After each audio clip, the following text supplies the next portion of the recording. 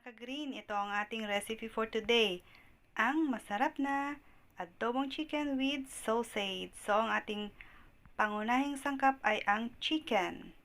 And then, kailangan natin ng garlic, ginger, white onion, sausage, nor chicken, vinegar, soy sauce, at saka black pepper. Simulan na natin ang pagluluto. Ayan, pinainit ko na yung palayok natin.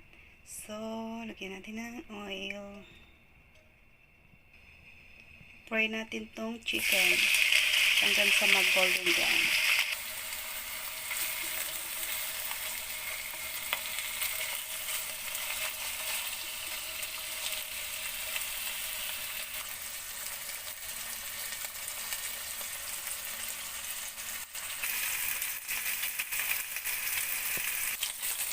Balik na natin.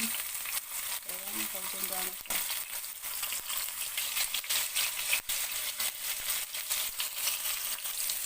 So, golden brown na mga ka-green. Ilipat na natin dito sa plate. Ow!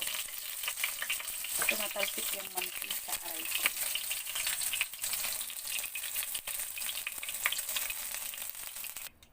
So, ipapry na natin ang ginger.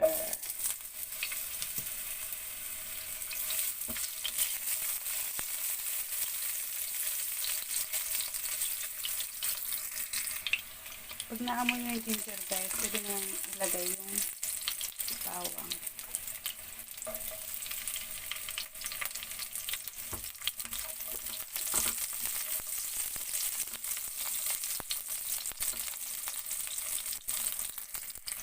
So pag naamoy nyo na yung aroma ng garlic, pwede na natin ilagay yung onion.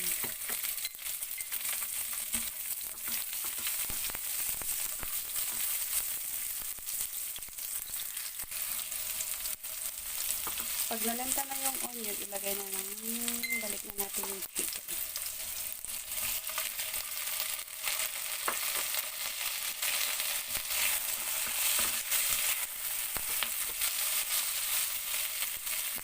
Ilagay natin yung paminta, yung toyo.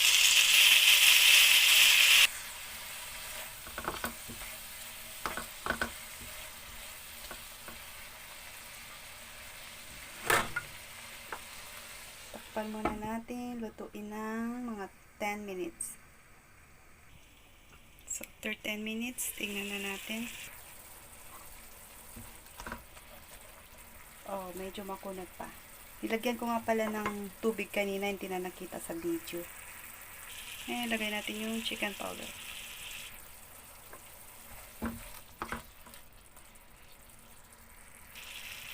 Takpan natin ulit ng another 5 minutes. Check na natin kung luto na. Ayan mga ka-green. Malambot na. So, pwede na natin ilagay yung suka.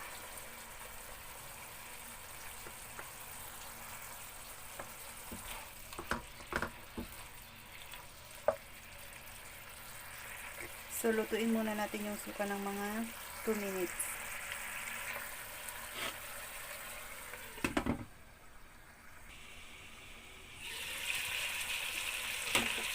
Yan, pwede na natin ilagay itong sausage.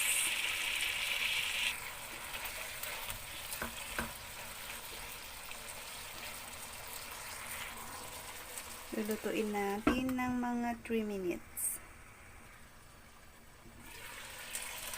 Wow! Ayan, luto na guys.